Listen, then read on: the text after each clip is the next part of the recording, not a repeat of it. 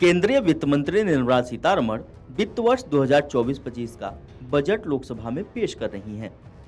आम चुनाव के बाद आने वाले इस बजट पर पूरे देश की निगाहें टिकी हुई हैं। लोग अक्सर बजट के बारे में चर्चा तो करते हैं, लेकिन इसके बारे में विस्तार से जानकारी नहीं रखती। सरकार की ओर से पेश किए गए बजट में आपके लिए क्या है, यह जानने से पहले यह जानना जरूरी है कि बजट में पैसा कहां से आता है और कहां खर्च होता है। वित्त मंत्री निर्मला सीतारमण ने आम चुनाव से पहले इसी साल 1 फरवरी को अंतरिम बजट पेश किया था। आइए उसी के आधार पर समझते हैं कि बजट में किन किन मदों से पैसा आता है और कहां कहां खर्च होता है। वित्त मंत्री निर्मला सीतारमण ने फरवरी में 47.66 लाख करोड़ रुपए का बजट पेश किया था। इस बजट को आधार बनाकर देखें तो हम यह समझने में सक्षम होंगे कि बजट के हर एक रुपए का कितना हिस्सा किस मद से आया और कहां गया।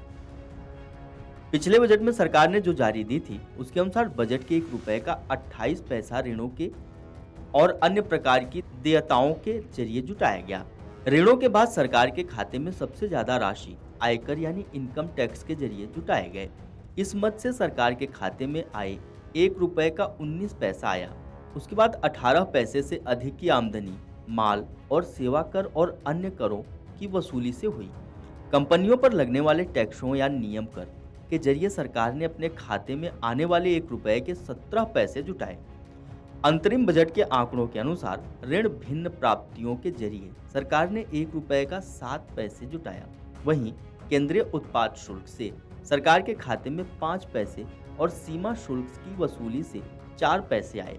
ऋण भिन्न पूंजी प्राप्तियों से सरकार को प्रत्येक 1 रुपए में से 1 पैसे की आमदनी हुई। आइए अब जानते हैं 1 रुपए में सरकार ने कहां कितना खर्च किया।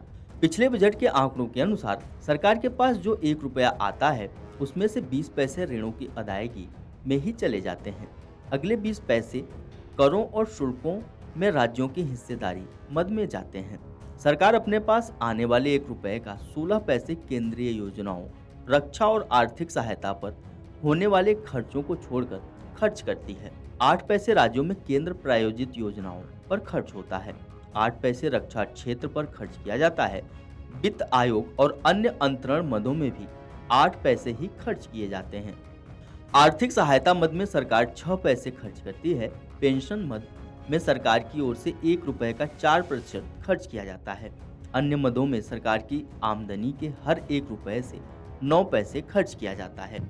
इस तरीके से सरकार रुपयों को खर्च करती है।